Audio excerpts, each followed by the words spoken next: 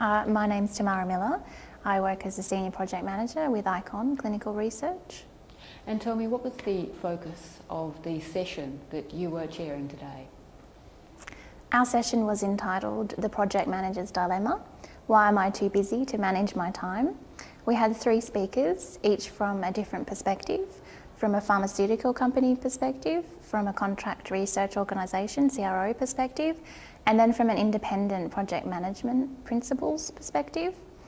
And what we did was each of the speakers went through 3 scenarios related to standard topics of project management. And these topics included scope management, risk and contingency planning, and vendor management. And of those 3 areas that you've just outlined, what are the key aspects, or is there one of those that's more important than the other, or are they all equally important?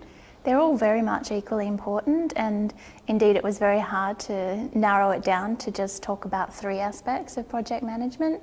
When we went through the take-home messages, a lot of the repetition there was around scope management and baselining scope, etc. So if anything of those 3, that contract management and scope management really was, a big key take-home message to manage that properly. Right. So of those 3 scenarios, the one we focused on throughout all 3 scenarios, and which were repeated, were skills in scope management and adequately managing scope throughout the project. It's key to emphasise the importance of scope management and budget management from the very beginning of the project, because if that wasn't done adequately, properly or efficiently, then the whole project falls over, and ensuing problems related to vendor management and risk and contingency planning can come if scope isn't managed properly from the very beginning.